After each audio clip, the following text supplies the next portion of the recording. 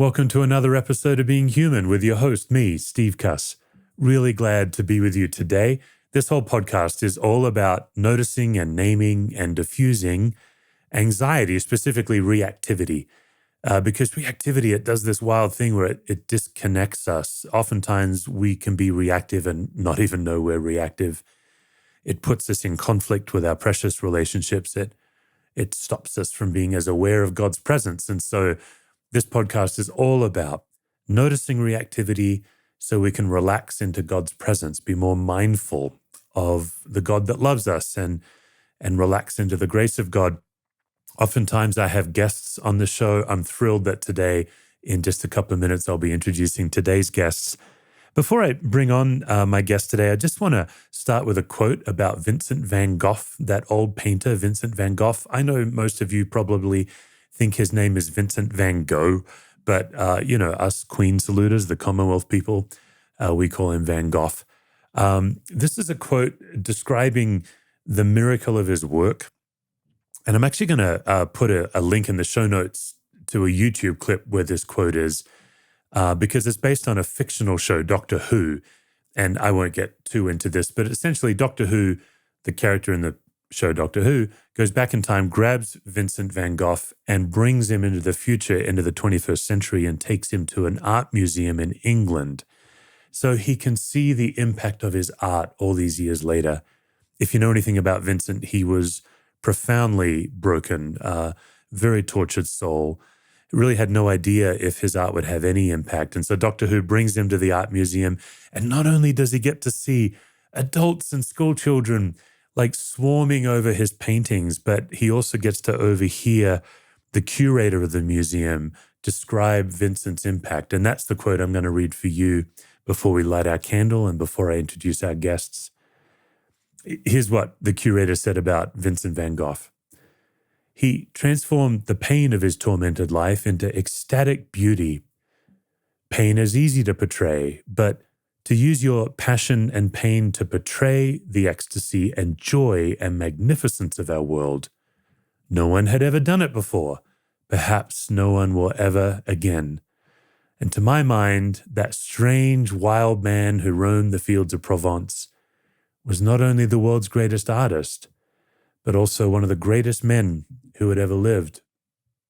And so today we light a candle, just recognizing that it is a real gift to share our pain with each other.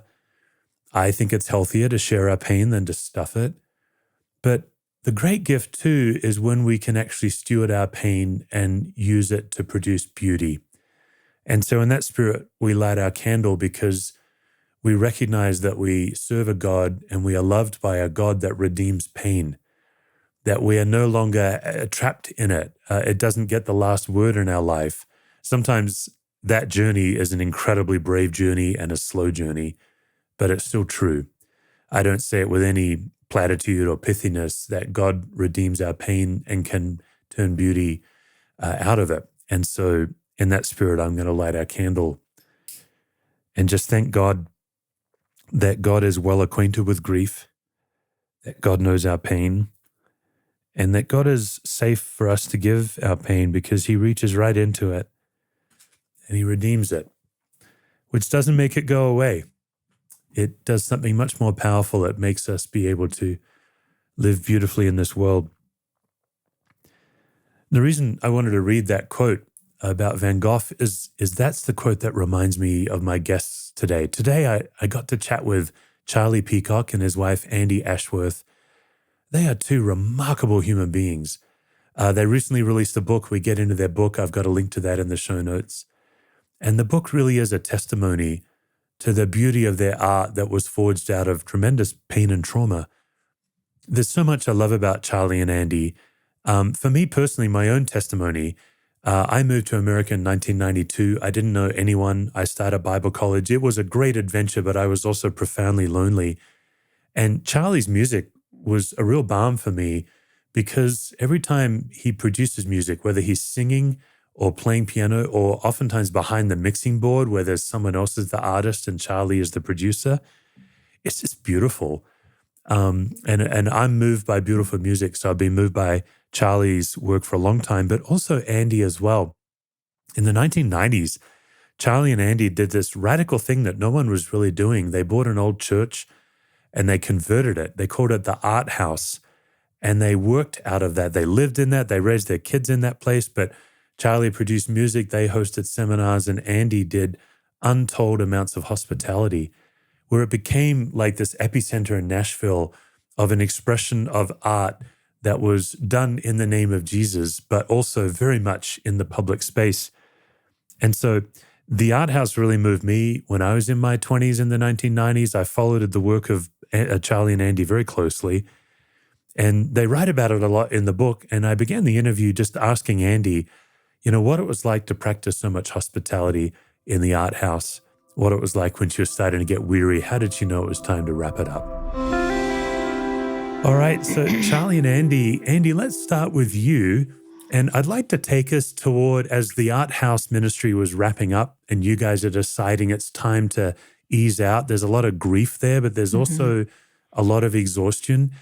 You wrote really poignantly about how much you love hospitality, but you were giving too much of it.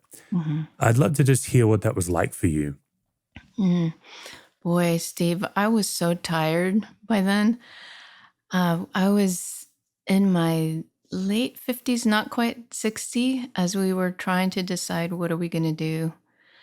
And I was just tired in every way and I was still felt, I could I guess bring the energy when I needed to, but my mind and my heart really needed to respond to my aging body and to just where my mind and my heart wanted to go. I wanted to respond to my writing.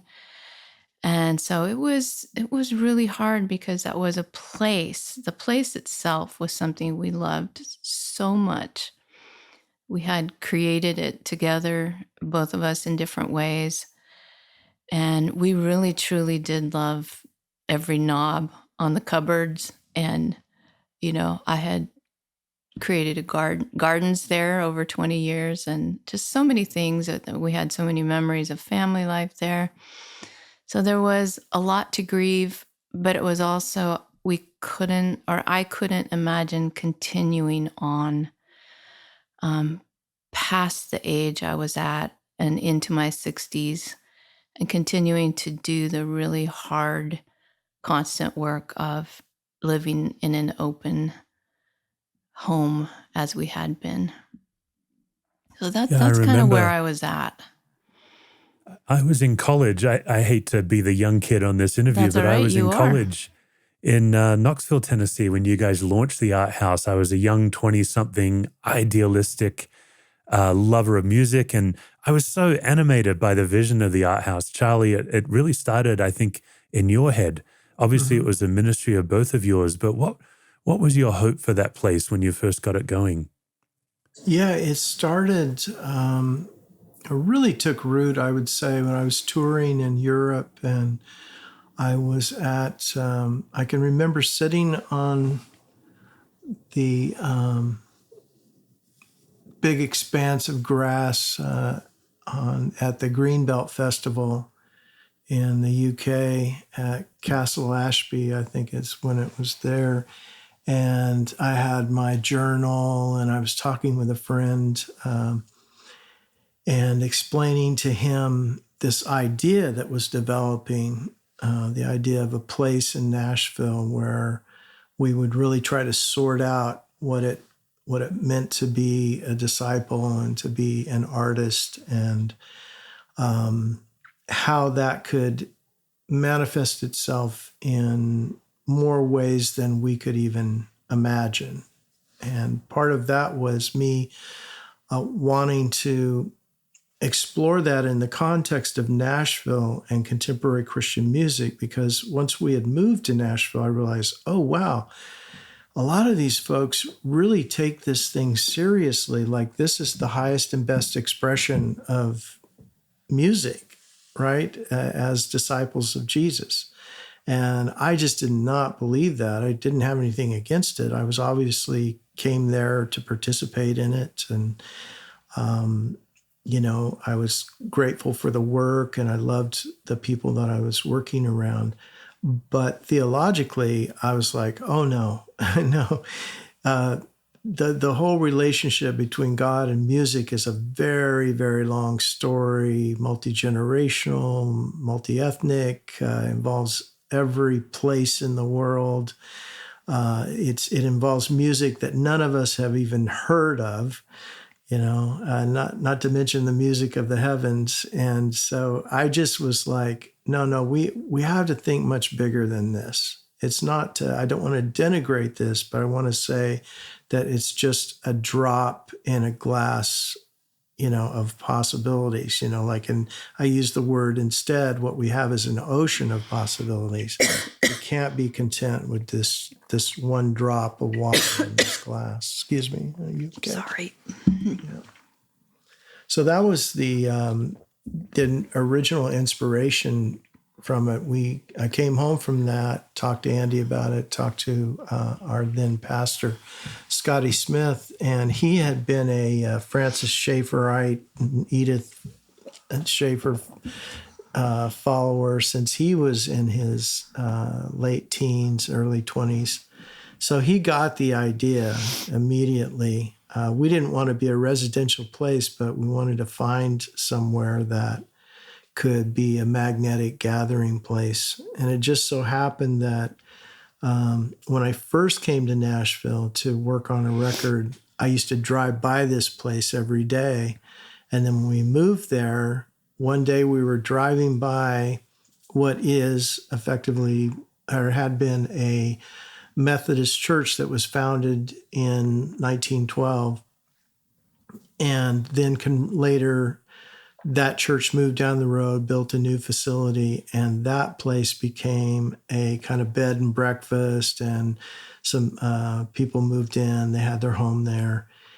And I looked at it and I was like, that's it. That could maybe be the art house. And so it all began with that. I mean, there was a long journey, to get there and get in there. But it was first an idea and then a place, and those were combined. And then we knew that we had a mutual calling to it. We had an experience together that we felt confirmed something was happening that we couldn't necessarily articulate, but we knew that God was inviting us into something that he had already, in a sense, created. Yeah, and so it was this one-stop shop, like you're raising your family there. Charlie, your music studio was there. That's right. You guys hosted untold, not just seminars and workshops, but guests. Yeah. And so, Andy, back to you on hospitality. You hear the vision of something like Art House and the hospitality involved, but you wrote really poignantly in the book about the reality of the hospitality, guests that outstayed their welcome, that wouldn't pick up their own dishes, the power of a frittata to feed a crowd. Tell us about just the wonderful side and the taxing side of all of that. Yeah, thank you for asking that.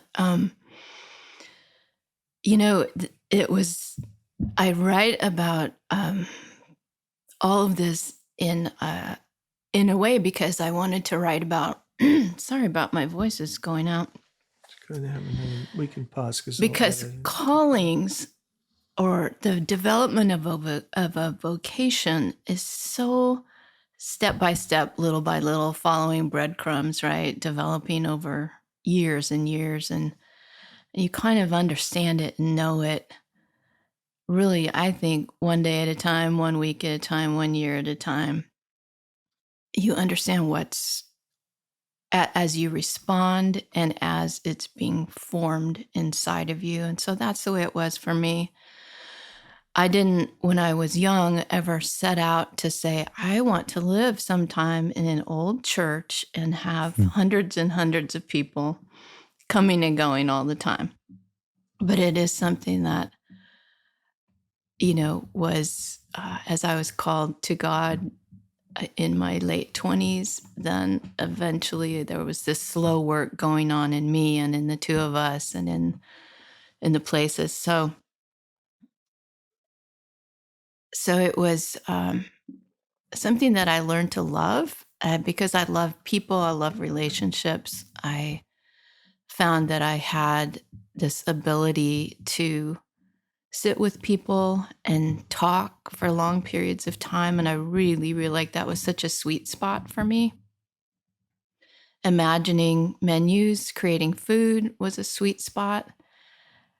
A lot of times it was a sweet spot, and it was also a whole lot of work and a whole lot of doing dishes afterwards. And it was a whole lot of just all the things of changing beds and cleaning bathrooms and, all of that stuff put together.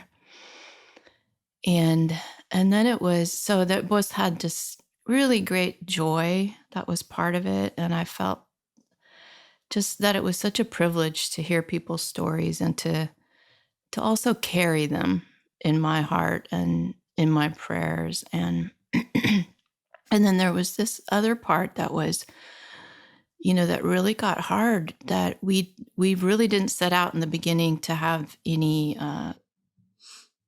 boundaries. We did not live with privacy. We kept trying to find ways to have a sustainable vocation, but we just kept trying, but we never really totally fully arrived. We're not arrived right now either. But in that setting,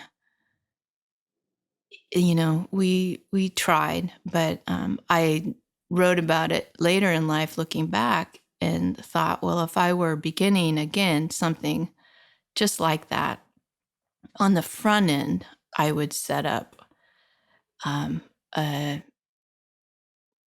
real commitment to Sabbath, to having one day out of 7, to actually really fully rest, cease worry, cease work, have a playful, very other kind of, day to look forward to every week. And sometimes I would want to build in, as looking out into the years to come, I would want to make sure we had some actual sabbatical where we had actually none of that going on in our home. um, and then the self-care part, that, that phrase can get, it's so overused now, we don't know quite what to make of it, but it is, nevertheless, it is a true thing that that you do need to have care for yourself, and whatever that looks like in an individual life, so that you can give out and, be with people and care for them.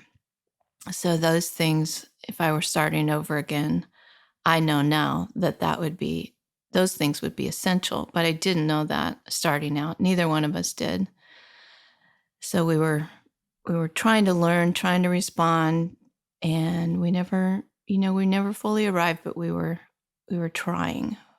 We were becoming aware as we went, I guess.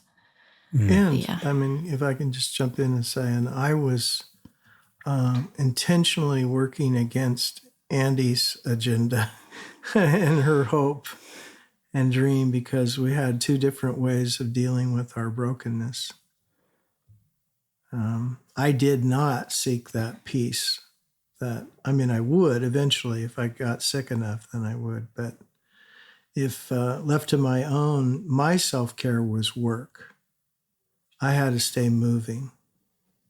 And so in many ways, we had opposite unarticulated agendas early on during all of that. Yeah, the book is such a beautiful weaving. As a general rule, you guys generally take a chapter each, one chapter then the other. Obviously, occasionally one of you did a couple of chapters in a row. What really struck me as I read it was you gave us a hint at the beginning. There's trauma here, but it was very much a light hint. Yeah. Andi, you referenced it related to your mum and her mum and cooking. Charlie, you referenced it, but then somewhere about midway through the book, as you're giving us visions of hospitality in the art house and living publicly and doing public art, and what does it mean to do Christian art? Is that even a thing? You give us all of that. But then the book really, to me, starts to get right down to the rubber. Charlie, for example, I believe it was 2016, I might have the year wrong, where your body just started failing you. And as you were just saying then, my coping mechanism was to produce. You were this extremely highly productive person. You had this engine inside that just went until suddenly it didn't. Mm-hmm. Just tell us a bit about what that was like. Exactly. You went through a few months of a constant headache and you had to get some tests, and love to hear take it from there. I was really in the best shape of my life. I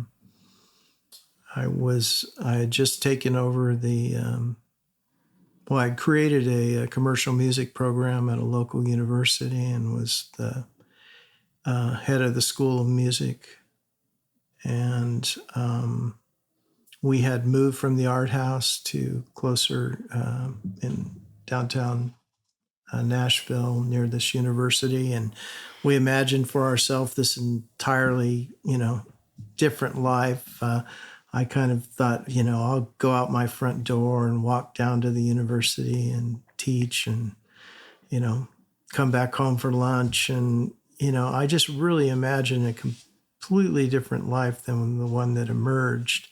And the one that emerged was that I was not in control anymore. That living at the art house and having everything there, people always coming to us, controlling all the events, the studio time, the artists, the guests,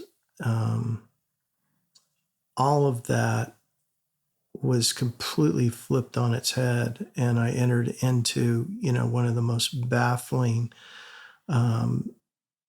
environments that that one could enter into, which is American University, and being in leadership and where you think education is at the forefront, and it's certainly there, but fundraising is really at the forefront.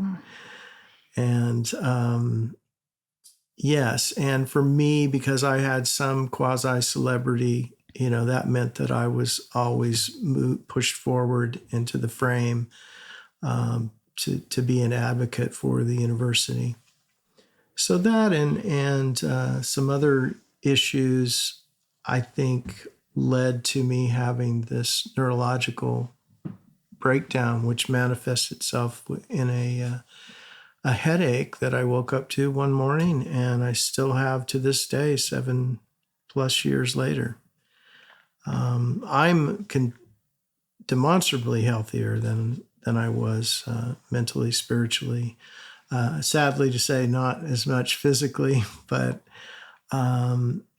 nevertheless, that was a huge, huge change, and it was so much about I had constructed a world because I had the privilege of it and the resources to construct a world in which life would work for me in light of my brokenness. And once I moved outside of that space into this uncontrollable world, things just quickly came undone.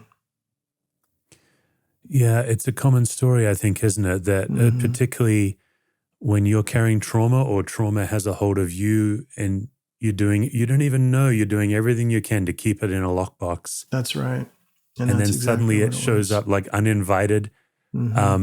Charlie, you wrote one of the most poignant chapters I've ever read in my life about your relationship with your dad. You laid out for us this physical journey, going to the Mayo Clinic, and then after you laid that out for us, you laid out the complexity of a son's relationship with his father. I remember, I think I was a sophomore in college when your song "My Father's Crown" came out. That's right.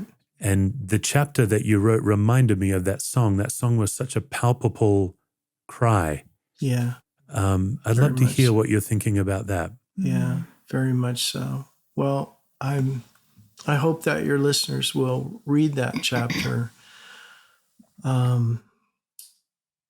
And I'll say that today, my relationship with my father, who has passed away, 30+ years ago, we have a great relationship. So much forgiveness, so much healing. I wish he were here to feel what I feel and to feel the how I see him now in all the stages of life. I don't see him just as my dad, an older man or older than me, but I see him as a child. I see him as a teenager. I see him as entering into the Air Force Band. I see him. It's his first teaching job, at a high school.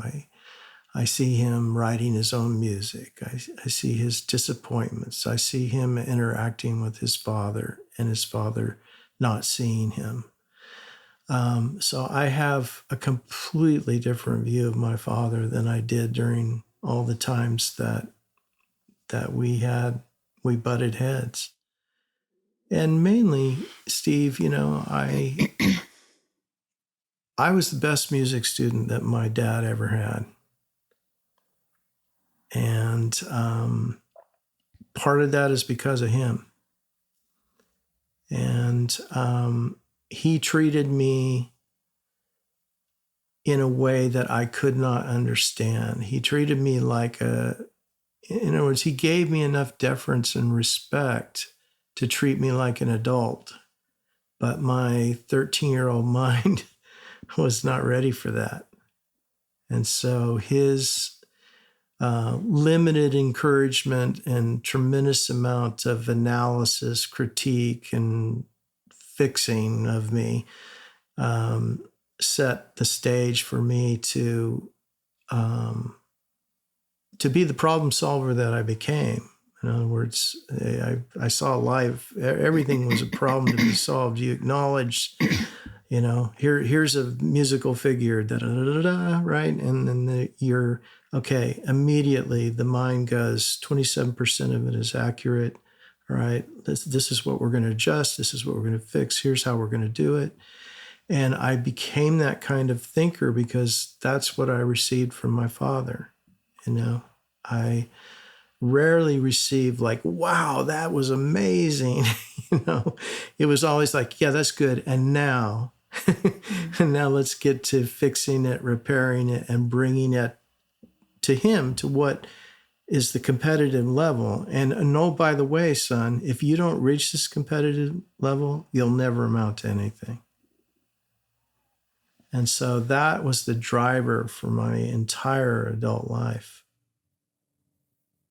Yeah. And Andi, you guys have been together since you were 15, 16, married at 18 and 19. It's mind-blowing. Yeah. To think about all that you've walked through together. You wrote in the book, Andi, I've got a quote here. You said, "Have you ever been in that place, dear reader, whether a year into your marriage or 5 years or 40, where you don't feel like yourselves?"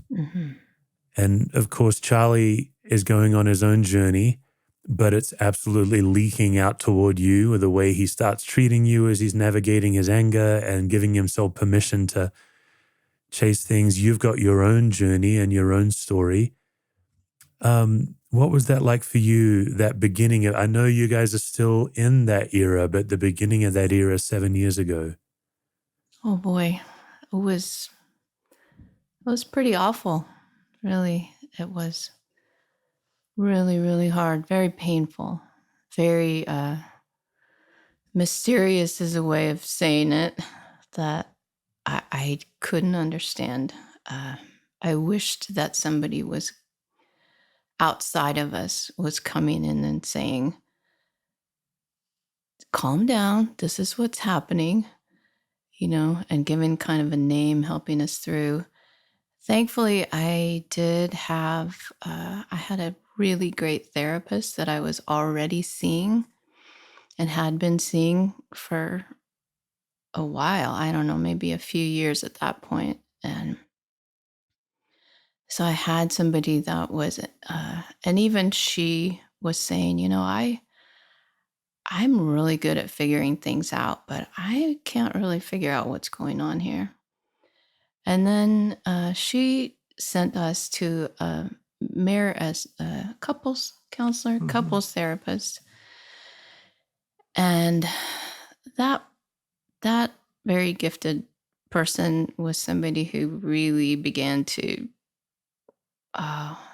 how would you say, just kind of take a chisel and get in there and help us to see, help us to talk. And even that was really hard. And sometimes we would just leave her office and we'd go, oh, we can't go back again. It's too painful. We'd come home, we'd have another fight, or we'd have, something we just weren't getting through to each other or able to hear each other, or just weren't in the place yet where grace and the most inner work of God's Spirit was yet able to get in and say, I can see you better. You can see me better. We can't within ourselves forgive. We can set our minds and our hearts towards that, but we are so dependent on God to do that inside of us, what we can't do for ourselves. And so, on the one hand, all of that was going on. On the other hand, because I was with a very good therapist, I was actually in some ways in a good place in the midst of it all. And I was beginning to see that I had needs that I wasn't very good at naming or assessing or saying, what are those needs? Because I had so usually been overwhelmed with, well, the need of the moment is, whatever the people are around me, or, the needs of my family or the needs of people who are coming. And that actually was a very unhealthy thing. And it does tend to make you, it seems like maybe it's a good thing, but it's not a good thing. So really sitting and beginning to say, it is very human and right and God-given to have needs. It's legitimate. And what are those? And so with my therapist, I began to really think about that question, because it felt like, really, can I think about that right now? My husband is so sick and our house is in such turmoil. But it was actually a really good thing to do. And so I thought about everything from, very personal things to, I want to have a life going forward where we're both making choices together about what we want our life to look like. I want a more playful life where it's not like where we are championing each other, but we also have other things like, can we play a game of Scrabble sometimes? Can we have, a more intentional life towards peer friendships, people that are just our age that we just want to be with because they're our friends, many things like that. And I was kind of in both those places, both very hurt and very confused and trying to understand, trying to own my own part. There was that. And then the trying to say, to even first to myself, these are the needs. These are things I want. These are legitimate and good. And then to be able to communicate them to Chuck, and which I did in writing. And so those times, that time was just, it was a beginning of another stage of our life that we are still in, but we are definitely way further down the road than we were 8 years ago. Yeah, together, hand in hand, and with so much more understanding of each other, and kindness and forgiveness, and being quicker, much quicker to say, I see what I just did. Will you forgive me? I see what I just said. Will you forgive me? And right, I think that's true. No question. It's so complicated, isn't it? And it's to create safe place for each other, but creating safe place for each other is, boy, you have to be aware of it, and then you're going to fail again and again, and then you're going to have to come back to grace again and again. And we had to, and I will say this for me, and also you had opportunity this too. We had to start over again with, in a sense, our Christian life and our marriage, because we were so grateful when we came to Christ that, and particularly the time that we came to in the early 1980s,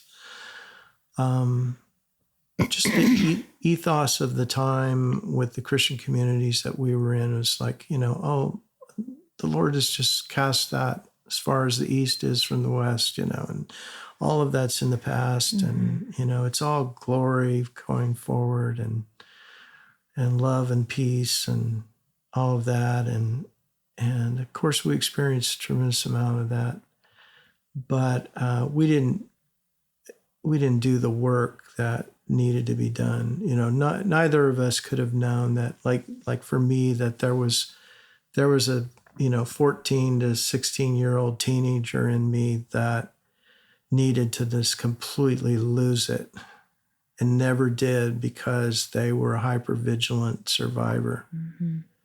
And there just simply was not time to lose it. And I remember when I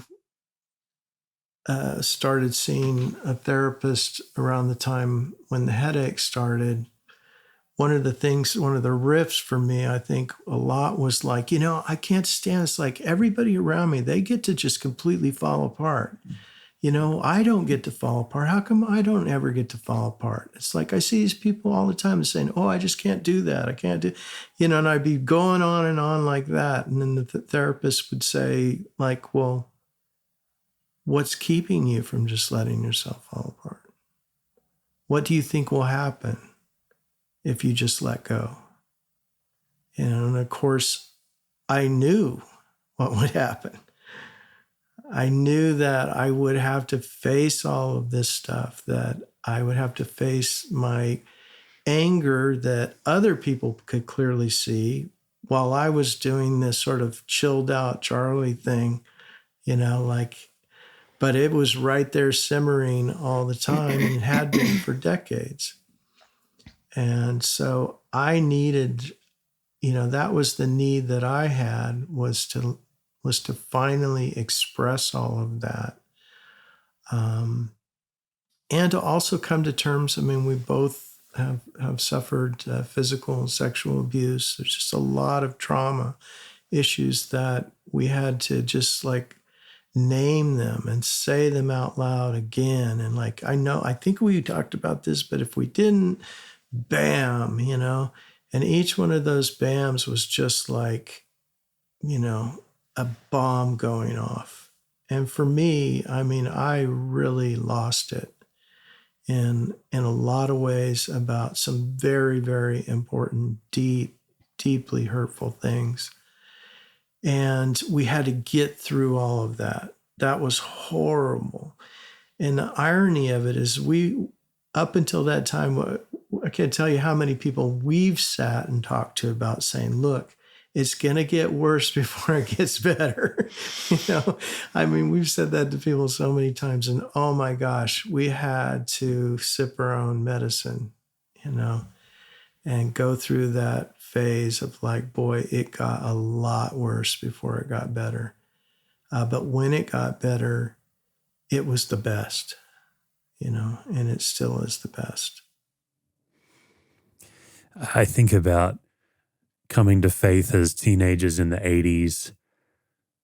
Charlie, you were on the forefront of the expression of Christian music in the 90s, where there were all these genres and all this budget. And I think of the comedian Nate Bargatze, in your own hometown there. He says the 80s and 90s Christians were the most Christian. By which he means what you're saying, just Jesus took it away. What's the problem? Let's get on with it. Yeah.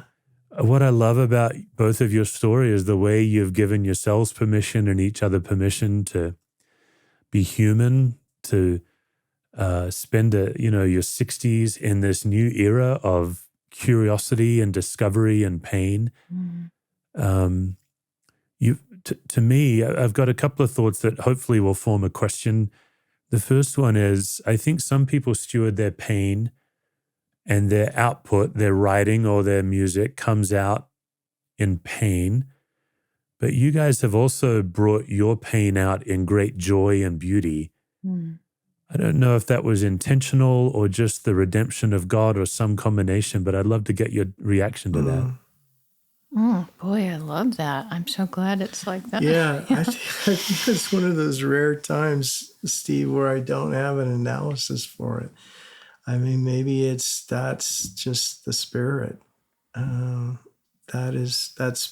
above our job description. Yeah, I don't know. If that's what's happening, then I say thank you, Lord. Yeah.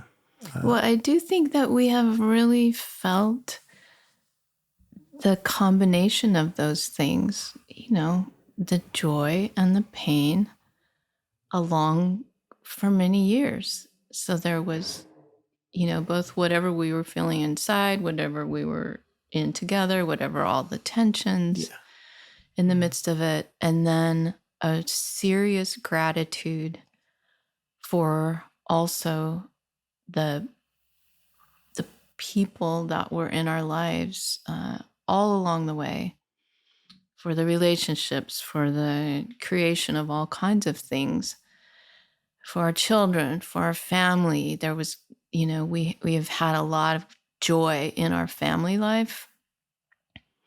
Doing intentional things that we're just saying, we want to make memories together. We want to do things that are joyful and fun and that our kids will carry, that our grandkids will carry. And that has been an intentional part too. So I think in all of those ways, we've had this great combination. And so because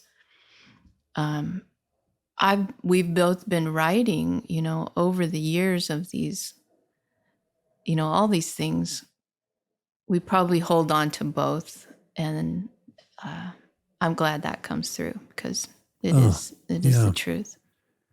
Well, and as I was chatting with you guys before we recorded, I have been, I would say, a massive appreciator of your work since the early 90s. I moved to the United States in 1992. I didn't know a soul, and music was a huge part of my comfort when I was profoundly homesick for Australia. Yeah. And Charlie, your music, was a huge part for me. And it's interesting, when I read your book, the book did move. Like, Charlie, one of your last chapters was quite reflective about the regret of the impact on Andi that your ambition had, the impact on your kids. And but as somebody who's followed your work since the 90s, it feels like the two of you have always put beauty into the world in a unique and complex way. Yeah. So I don't know. I don't know if that's helpful to hear from a fan or a person who's received your work, but for me, it's only ever been fresh, beautiful, arresting, very thoughtful and integrated. Thank you. And never that polished, Christianese, cheerful, like that anxious cheerfulness is what I would call it. Yes. The anxious need to be cheerful. So It's glad. always been quite integrated. I'm so glad. I mean, I think I had the benefit of, prior to following Christ and really understanding the gospel for the first time, I already understood something about what it meant to be an artist. And so I came to faith as an artist. I didn't come to faith and then think like, oh, well, art would be a great thing to use for the gospel. I was not using art. I was art. I was an artist. It was, I didn't know anything other than a making or maker culture.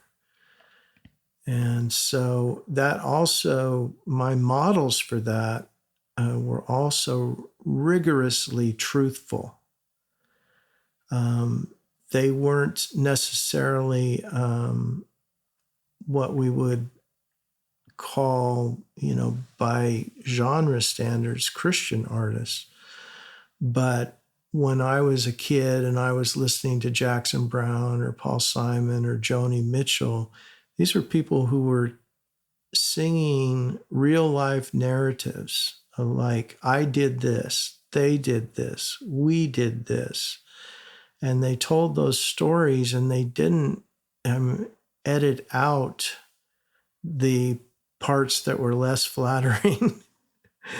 And so that was really and poets too. I mean, I was a big beat poet fan. So all the, from Gary Snyder and Ferlinghetti and of course Kerouac and all of that, those were all my models for literature as well. And again, it was like, no, you tell the whole story.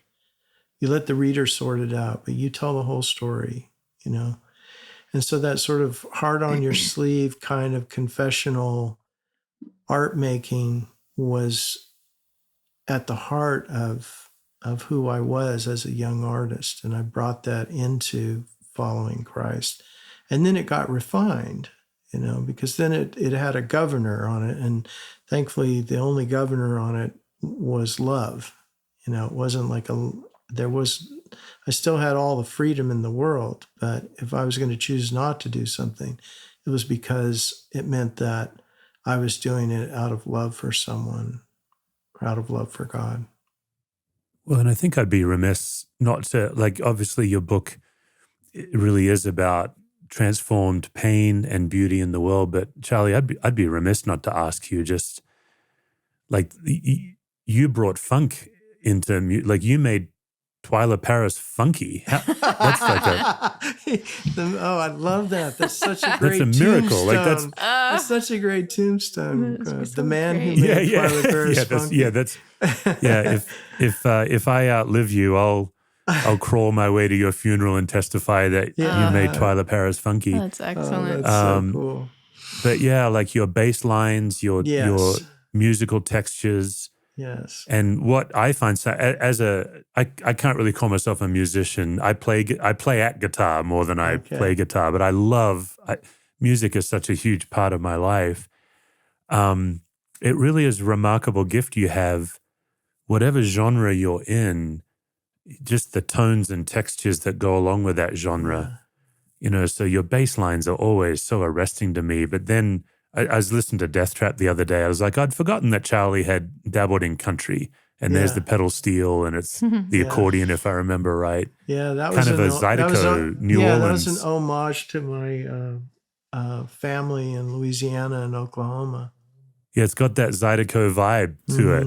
Yeah, very playful. My grandfather was born just about 40 miles from Lake Charles, which is Zydeco Central. So are you still producing? Is this still part of your work? Yes, I'm still making music all the time, have several projects. I'm not a producer for hire any longer. I haven't been for about 10 years.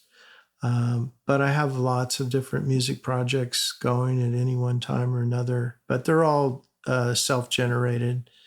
I found that for the neurological disorder, that's really the best for me is to just lean into the art and stay away from anything that involves legal or business affairs or corporate agendas and anything like that. The bureaucracy of a university. Yeah. Tricky. Yeah, exactly. Yeah, if I stay away from those things, I can be reasonably healthy. Just get you on a Rhodes piano and That's you right. describe it in the book. You say it's like breathing air for you. Just playing music is. Yeah, it is. Yeah, well, I was fortunate to grow up in Northern California.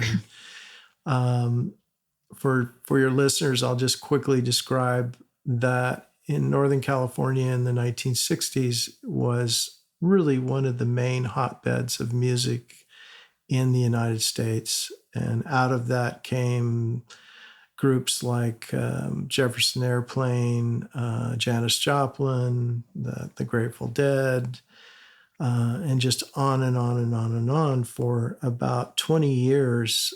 So much of popular American music was generated out of San Francisco. And one of the architects of that was a fellow by the name of Bill Graham, because he was a concert promoter. And those older listeners who remember Live Aid and things like that, he was the maestro behind all of that. And so I grew up in a world of eclecticism. So you would have Miles Davis on the same bill with B.B. King, on the same bill with a horn band like Pacific Gas and Electric, which you probably never heard of, but, very funky horn band. Sly Stone was from there. I mean, funk was like, when I was growing up, the very first thing you learned to play was blues and funk. And if you couldn't pass that test, then, well, you're going to be doing something else. So, like all the people in my generation who grew up in NorCal, who are still working musicians, we basically play all American music, but we're rooted in blues, jazz, and funk. That was the vocabulary. And then, of course, I had the singer-songwriter piece and the Motown and Philly soul piece and all of that. Yeah. But definitely as an instrumentalist, when I was a teenager, that's the first things that I learned to play. Yeah. Your musical palette is so fun to hear. It's just the different tones and textures based. It's just really a pleasure. And Andi, your public contribution is writing.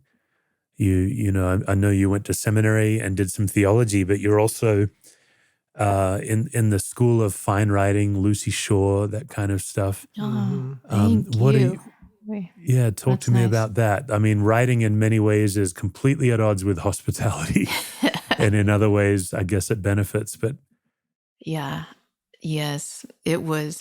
There was so much tension between those two things, particularly in our art house years, because I was writing, through most of those years, and writing for deadlines, and also just wanting to develop, having ideas, wanting to develop things. But then, if somebody shows up at your door, you're gonna turn to that person if that is your vocation as well. So I had these two really major parts: the hospitality part, the writing part of me, and I would kind of turn back and forth between the two. And sometimes the writing would have to take a back seat for, weeks at a time, months at a time, longer than that, depending on, just for so many reasons, but all having to do with people. But I still was always writing, and that's the thing. I've been writing since I was a little girl, writing in little diaries. And it's that journaling, diary writing part of me that's always the through line over really most of my life, including right now, because though we've just written a book, the writing was the sweet spot part of that, and all the things that come afterwards. It's hard to write new things in the midst of that, but I do always have a date with myself on most Saturday mornings to write in my journal, and that is more of a kind of an archiving, kind of a reflection, taking in what's going in the world, what's going on in our life, what's going on in our family, our friendships, just this whole thing. And that, if I have nothing else, I have that. And that fulfills a really deep need in me. And so that one thing, even through the most crowded times of our public life in the art house, of having this very open home, taking care of people in lots of ways, if I could do that one thing pretty regularly, I would have that, and that would help. And yeah, so I really do have to do that. And I do just have this sense of I write because I love to write. Like I need to write. Like Chuck needs, he has music as oxygen. Writing for me is oxygen. It's a great need. But I do recognize that even if I only have a small kind of hidden way to do it, that's okay, because that is fulfilling a deep need. And so there will be times to do it more publicly, but the more private part, is what's going to keep me going. And I'm going to show up for that no matter what. I'm going to carve out that time. Steve, Andi has come up with this genius idea that people like me would do well to receive. And it's that not every creative act needs to be monetized. Oh, well, I don't, yeah. And yeah. I mean, she's genius in that, oh yeah, just write for the goodness and the beauty of writing and for her own need and fulfillment. And gosh, what a gift to our family, because I can literally, we're in her office right now. That's not a fake backdrop there. So we're in her office and I could reach up here in a cupboard right now. There's about 60 of her journals up there. And I could go to 1991, right? And scroll through there and find out, oh, that was the date that I was in the studio and she brought the kids over and visited and we were working on this album. So that's how much detail is in there. And it's always available to us in the family to be able to, find our life again. Like, oh yeah, we did that together. That's amazing. And what a gift. What a gift it is. Although I still would like all 60 journals to be published someday. Yeah. Well, some of that is way too private, but you can't have an honest journal if you can't be honest. So If that's right. There'd be a lot of editing there. Well, Andi and Charlie, you've hatched plans with Bono to address the global AIDS crisis. You've played music with the world's finest jazz player, bass player John Patitucci. Yeah.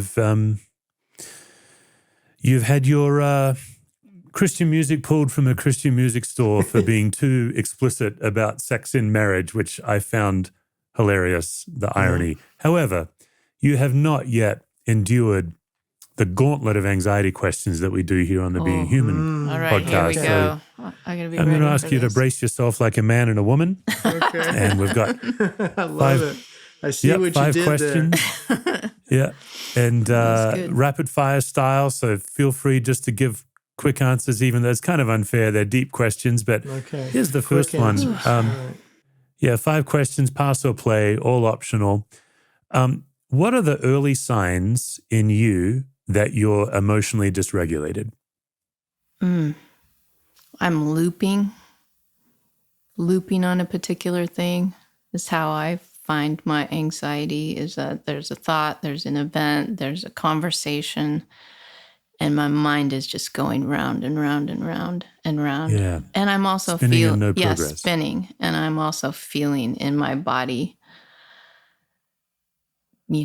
from my upper torso out into my arms. That's how I feel it. Okay. So I would say, the looping, the spinning. Charlie? Yeah. Quick to anger, snippy. I feel the neurosymptoms are really aggravated. I'll get a lot of ear hyperacusis stuff with my ears. I get a lot of trembling. Of course, the headache gets worse. I just feel it in my body, and then I start to manifest it in a real lack of patience. Okay. My field is reactivity. It's a unique form of anxiety because it's contagious. It's the only anxiety that's actually contagious, but also because it's generated by a false need. as opposed to trauma that is generated by a real thing that happened to you. So, for example, for me, one source of reactivity would be if I'm misunderstood. I have a false need for someone to understand me, and therefore I use incessant words if somebody's misunderstanding me. Boy, I think you and What I would be are alike something that way. that you think you need that you don't actually need?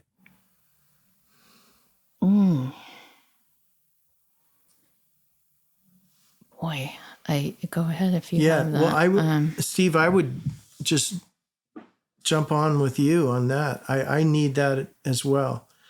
And if I'm misunderstood or disrespect, I would also put disrespected in there because I haven't been clearly understood. Then I feel like it's my job to, like, hey, look, we need to, talk and talk and talk until we end up to a place where we're in agreement that A equals B, right? And I don't really need that. But boy, everything in my brain tells me I cannot be at peace until I get that. Yeah, it's a great answer. And I guess in company with that, when he's feeling like that, I'm not sure if it's not something that I don't need. What I think I need and what I think might be a real need is I need to back out. I need space. I need to slow down. I need to not have so many words because it just freezes me. I get frozen with too many words and I can't think. I can't communicate. It's not helpful to me to try to think something through with too many words. But then sometimes it's a really important thing to stay in the conversation. So, I have those two things. I want to flee and I also need to find a way to stay in the conversation. But maybe sometimes I do need to just go in the other room and say, give me 5, give me 10, give me some processing time. It's actually a really important question, Andi, because I, as I hear you answer that, and the gauntlet is cruel. I'm putting you on the spot with these deep questions, but that sounds like it's probably a true need. Let me throw this question at you. There's character traits in people that just drive us crazy. The behavior in someone else that irritates me. For me, one would be courtesy. If you're discourteous. So when I'm flying, I travel a lot, and someone's trying to get ahead of us on the plane to get off the plane. It just drives me crazy. Yeah. What would be a character trait in someone that irritates you? I'll take that one. Something comes to mind really fast. When somebody there are very few of these people, but when I come across them, it's very hard. Somebody who monopolizes a conversation rather than has the skill of a back and forth, a curiosity of that you can both show up and tell your story to each other, get to know each other better, or, upon first meeting or upon subsequent meetings. But it's the monopolizing person who will frustrate me. No end. Yeah, so. Yeah, I would say, I guess mine is, can I give a double answer? Yeah, a twofold answer. It's not listening or not reading in a communication. That really tips the scales for me. And then the other side of that is not being able to say, I did something wrong or I'm sorry. That also drives me crazy. Those are my things. Okay, very good. Next one's a fill in the gap, fill in the blank. What if I were as blank to myself as God is? What if I were as blank to myself as God is? For me, it's probably kind. What if I were as kind to myself as God is? That's what I was thinking. Yeah. I was feeling the same exact word. Kind, loving, and present. Okay. Are what I need to have you guys more. have sailed through the gauntlet. The final question, When recently in your life have you felt most fully and completely loved? I'll take that first if you want. Mm-hmm. Well, on Tuesday night, just a couple nights ago, we had a book launch at our local bookstore, Parnassus Books. And I had been anxious and fearful about that for months, in the way of thinking, well, what if we show up and nobody else shows up? What if we throw a party and nobody comes? And it turned out to be just the opposite. We had a full house, and I felt so much love from our community of people who I don't even know who they all were. I knew who a lot of them were. But it was just this outpouring of, you have been so fearful and so filled with anxiety for so long.